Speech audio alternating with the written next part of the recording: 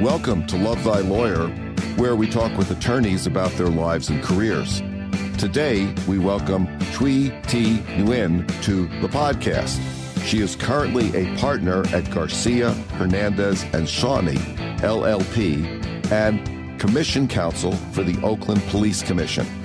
She is the former president of Foothill College, part of the Foothill De Anza Community College District, and continues to advise educational institutions in her capacity as an attorney.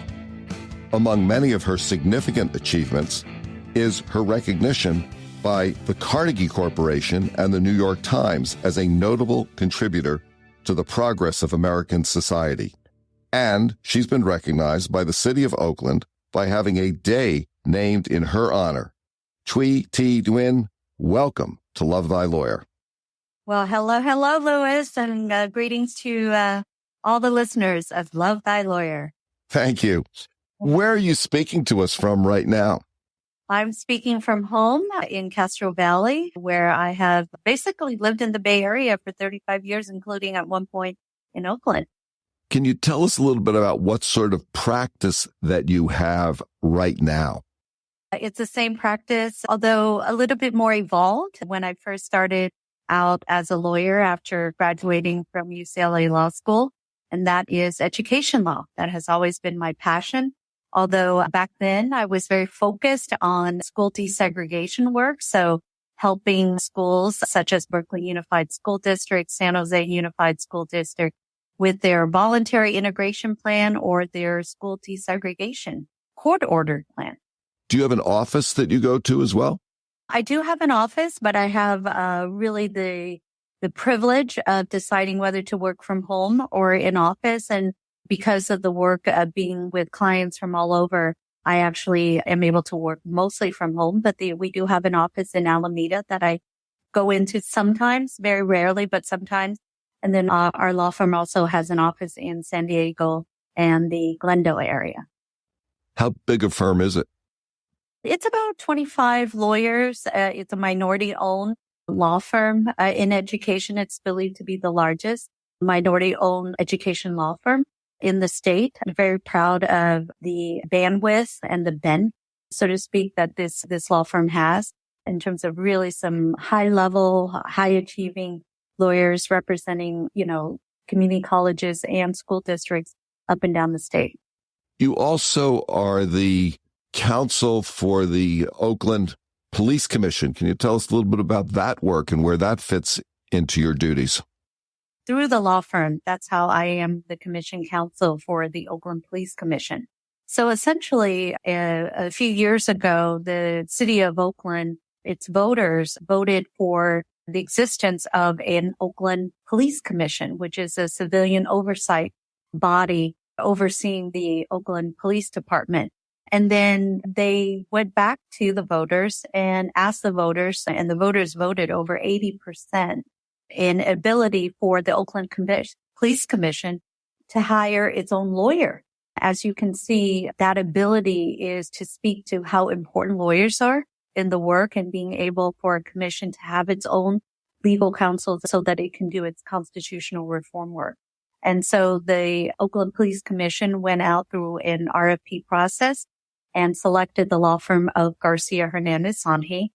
And about 2 years ago, they recruited me to come on and I served as commission counsel a few months after that. Tell us a little bit about the work that the commission does. So the commission has been voted by the voters of Oakland to essentially oversee the Oakland Police Commission around constitutional reform, police reform. As you know, the Oakland Police Department has had a long history, unfortunately, around what is believed to be unconstitutional policing practices. And 20 years plus ago, it was sued by civil rights attorney John Burris and Jim Channon over the rioters case. You may recall that around, real racial profiling of the police department, particularly in West Oakland, but it just in general against residents of Oakland. And so as a result, there was a lawsuit and the police department has been under what some people consider a consent decree, a court-ordered consent decree. Basically, the city calls it a negotiated settlement agreement that has it under federal court oversight for over 20 years now. So as you can imagine, the people of Oakland are eager for constitutional reform and also to have it at a certain state where it can get out of court oversight. And hence the existence of the Oakland Police Commission to provide civilian oversight.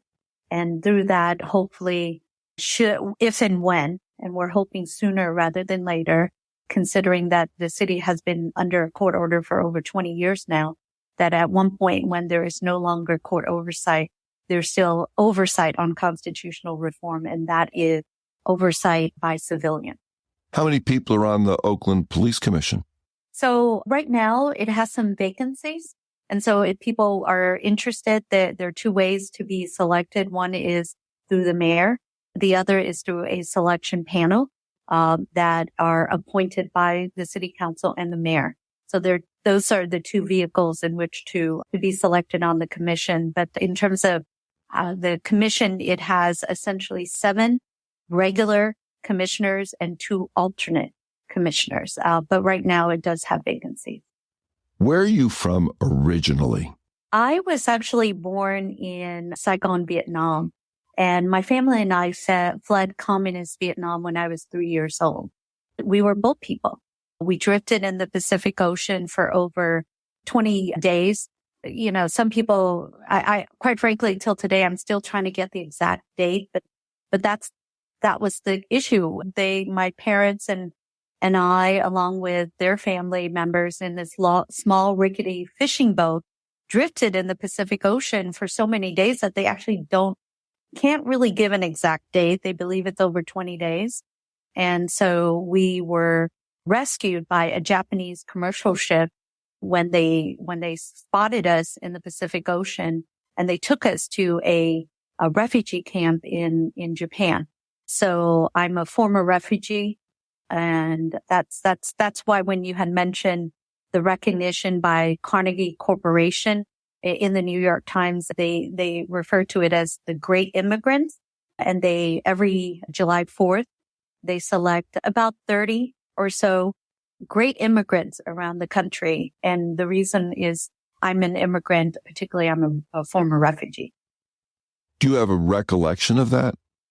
No, I was 3 years old. And some people say that it may be a blessing that I don't remember because it's such a traumatic experience that has left quite an imprint on many former refugees in terms of the psychological trauma of that. So I don't have recollection of. My earliest recollection is jumping up and down on a bed with my brother singing 10 Little Monkeys, jumping on the bed in Wichita, Kansas. That's my earliest recollection.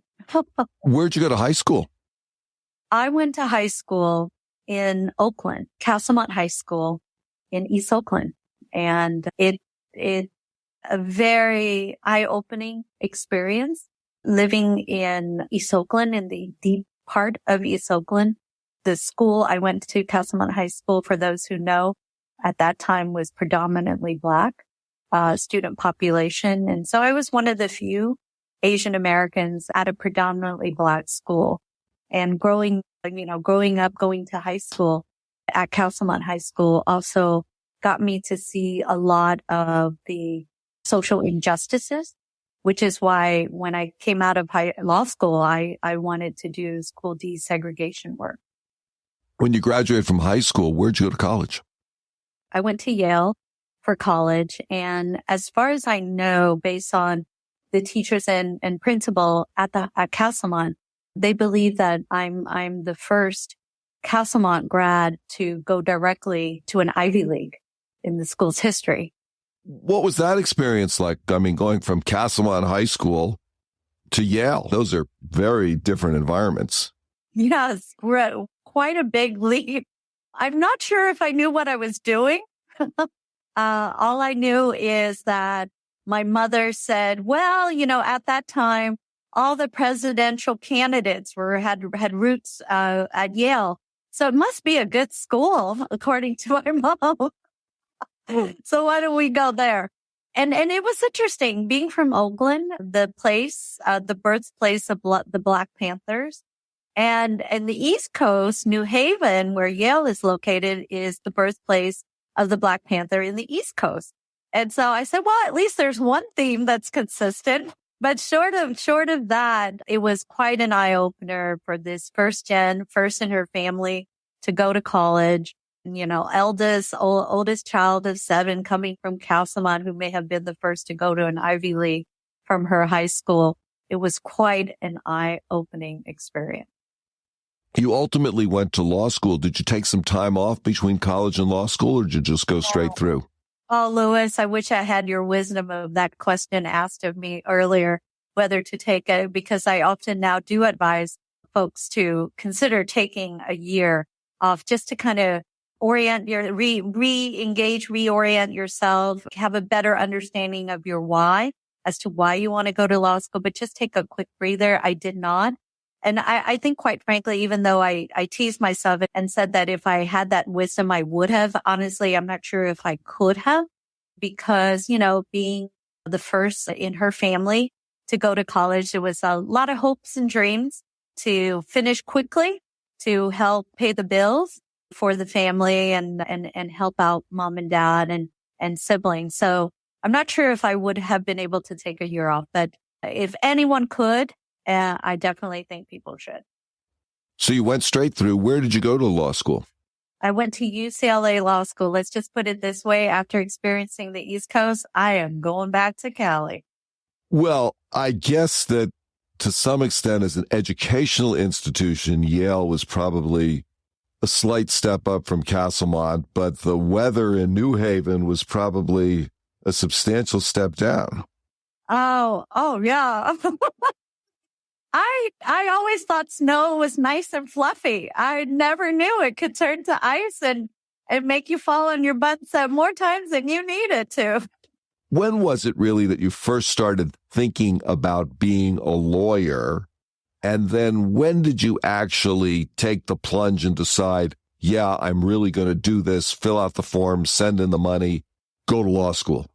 Quite frankly, when I was at Castlemont and starting at Yale, and law school was nowhere near the picture. I actually wanted to go to medical school. Maybe a good immigrant kid. I don't know what had it in me to want to go into medicine, but I definitely wanted to do public health, to utilize medicine. The way I see health is the World Health Organization definition. Health is the social, physical, and mental well-being of a person, not just the absence of disease or infirmity. And so it's that concept of health around the social, mental well-being of a community, of a family, of a city, that I approach health in that way. And so, you know, medical school, do public health, maybe bioethics, etc. And so I was completely immersed in climbing that hill at Yale to go to Science Hill and take all those science courses. I took the MCAT, yet the most enjoyable part of the MCAT was actually the argumentative part of the session on the pros and cons resolution. Have you ever taken the MCAT? I have not taken the MCAT. Good for you. What a waste. But now, as a result, when I later became a college president, I was able to speak STEM to students. So at least that it had some benefit for me. But all that said is it was actually right after taking the MCAT, that junior year between senior year, applying. So I was filling out the 2-page essay. I was writing the 2-page essay for the MCAT, the application, the AMCAS to go to medical school. And the question was, why do I want to go to medical school? After writing that 2-page essay, I came to, it was almost I should write at the very end, therefore, I should go to law school or public health school. And it was through that writing process that I realized what my true passion was. And I was just in denial or just headstrong going in a certain direction. Of course, I then later called my surrogate parents, my mentors, my friends, and I told them I made a decision. I'm going to take the LSAT and go to law school instead. And all I can tell you is one of them said to me, Thuy, we've been waiting for you to come to that conclusion. And part of it, Louis, is I was student director on the Oakland Unified School Board. I was Oakland Brigade Commander doing a lot of leadership work. I was an activist at Yale fighting Prop 2 187. We formed our group. We called it Scrap 187. That's California's Proposition 187. So it's Student Coalition rallying against Proposition 187, Scrap 187. I was president of the Vietnamese Student Association. I was doing a lot of things that were leadership, that were policy, were advocacy. I was not head down thinking about medical school or I should have. And so everyone knew that this law school was really the right direction. It just took me a while to get to that. You've been practicing law for quite a while in several different capacities. What is it that you really like about practicing law and that keeps you in the profession? Oh, Louis, one thing that was quite a surprise to me. So I was recruited to be general counsel for the Peralta Community College District, which is a 4-college district in the East Bay area, right? So Laney College, Berkeley City College, College of Alameda, and Merritt College. And I thought, here I am coming out of working for then Assembly Majority Leader Wilma Chan, having been doing school desegregation work, that it was all social justice community work. And this was where the surprise was. I love the negotiation, the land deals, the contract, just putting all the pieces together, et cetera. So I really enjoy that. Acquiring buildings for the school district, figuring out the laws and putting the pieces together and strategize and maneuver in such a way to the benefit of the college district and the students and the employees at the district. I was pleasantly surprised how much I love that business side part of it. But there's no doubt my passion is very much around social justice work. And so when I was, for instance, interim general counsel for the California Community College State Chancellor's Office, which is a regulatory agency that oversees the 72 community college districts in the state of California, and I was overseeing, as legal counsel, the regulations and how it's developed, how it gets passed and implemented and interpreting it for the community colleges.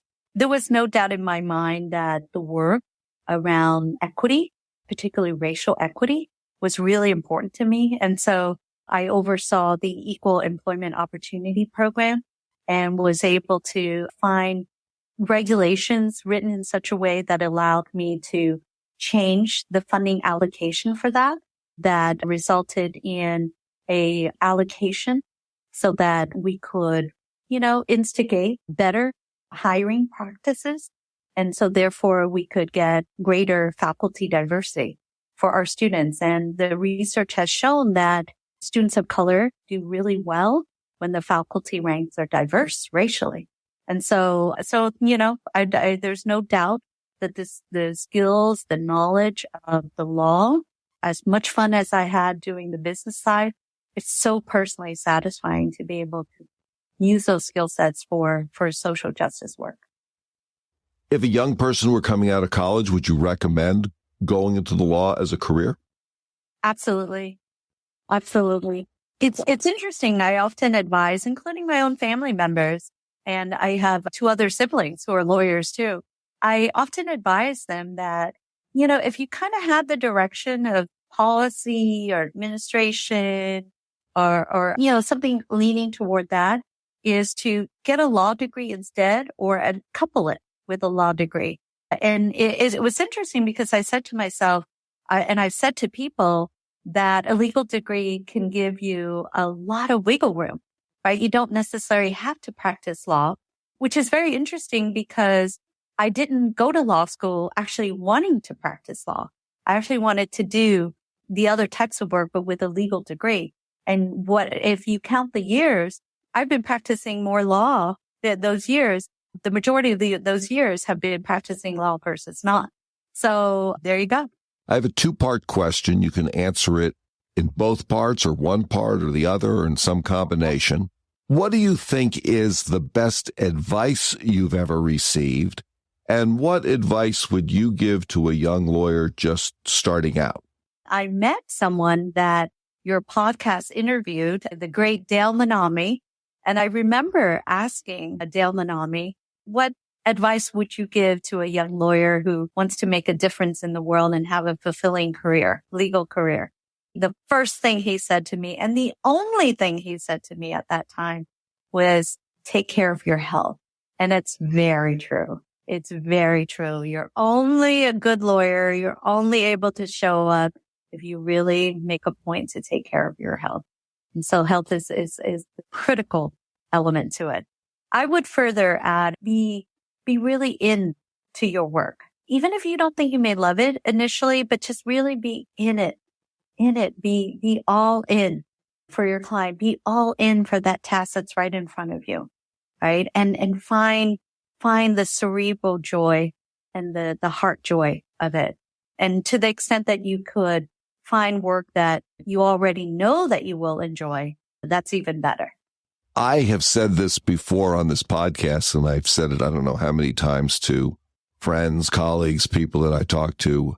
I am consciously grateful every single day for the health that I have been blessed with.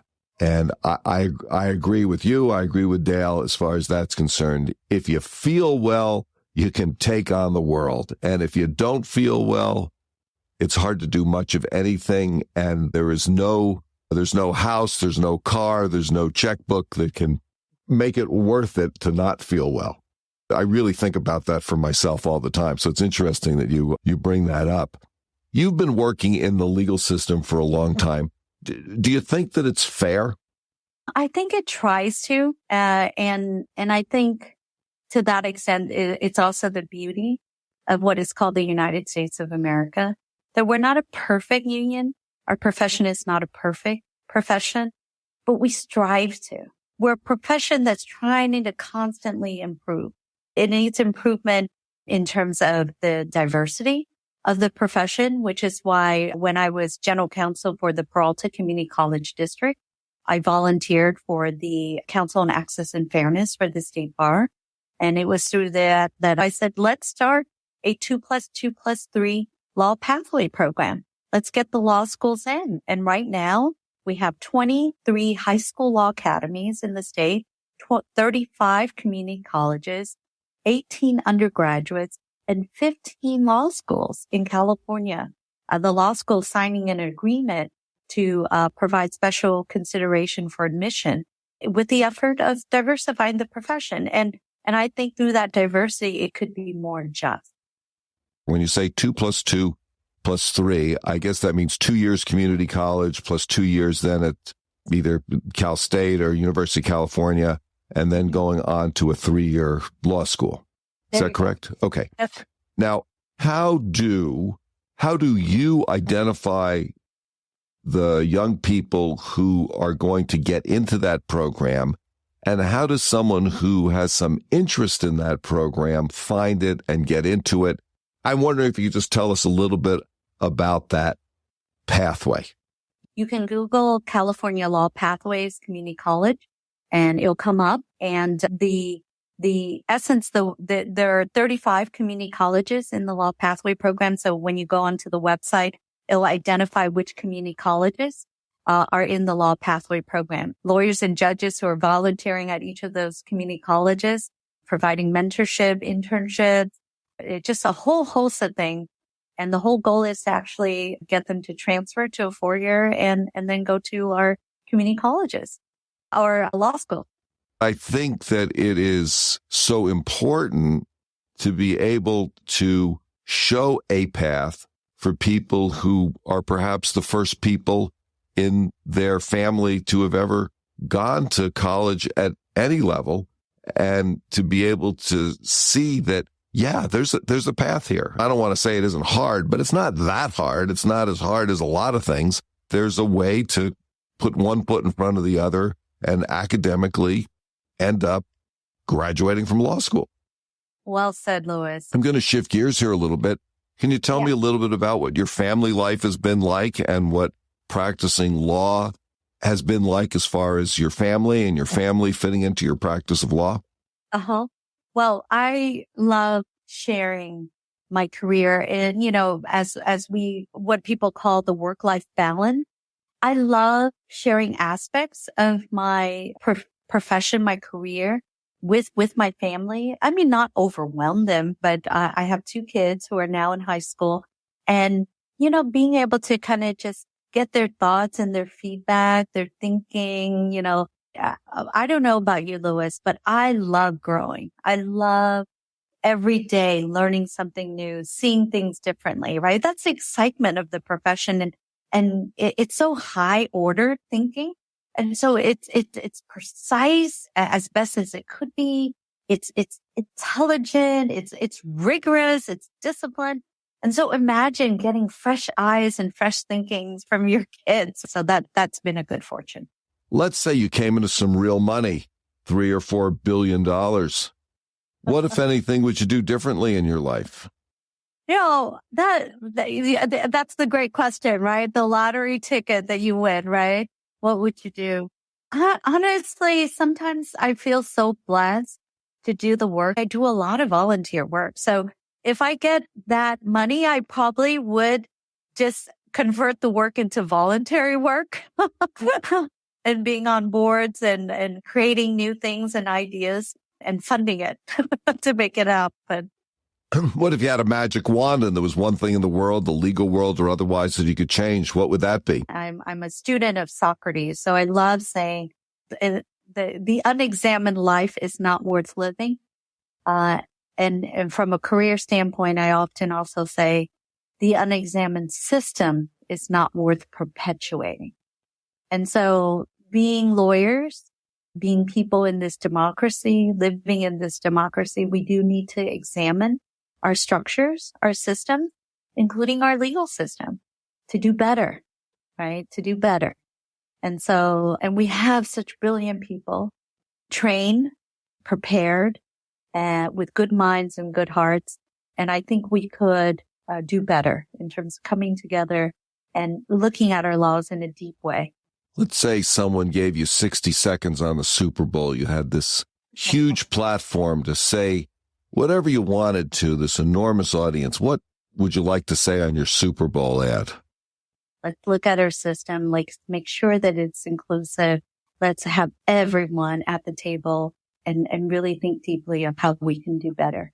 Thuy, if someone wants to get in touch with you about your work, about your firm, what is the best way for them to contact you? Well, Louis, Thuy got a tweet. And I know it changed its name, but I'm still calling it Tweet. And so people can follow me on my Twitter account. It's Thuy Thi Tweet. Thuy, my first name, T, my middle name, Tweet, TWEETS. So that's my handle.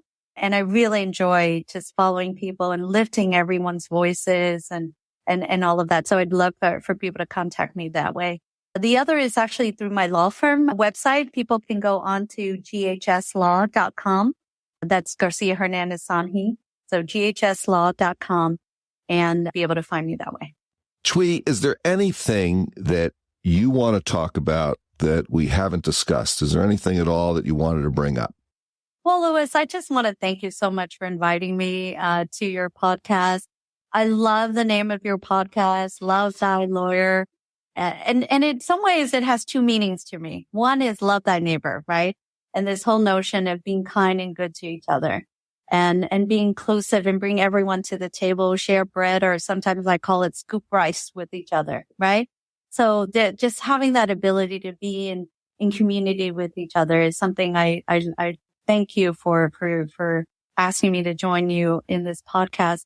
But Love Thy Lawyer is also, as the saying goes, if you want the democracy to go, kill the lawyer first, right? And I know it's been often misquoted or misunderstood, that Shakespearean quote, but it really is about lawyers are holders of the democracy, of of what is sensible and reasonable and inclusive. And so if there's one thing I also want to share with everyone is around just how blessed I am to be in the profession, to be part of holding up the democracy and making it more just. And I honestly, in my work, I have thoroughly enjoyed working with so many great lawyers and judges who share that passion and feeling. So love thy lawyer, love thy neighbor. Thank you. Thuy Thi Nguyen, thank you so much for joining me today on the Love Thy Lawyer podcast. It's been a pleasure to talk to you. Likewise. That's it for today's episode of Love Thy Lawyer. If you enjoyed listening, please share it with a friend and follow the podcast. If you have comments or suggestions, send me an email. Take a look at our website at lovethylawyer.com, where you can find all of our episodes, transcripts, photographs, and information. Thanks to my guests, and to Joel Katz for music, Brian Matheson for technical support, Paul Roberts for social media, and Tracy Harvey. I'm Louis Goodman.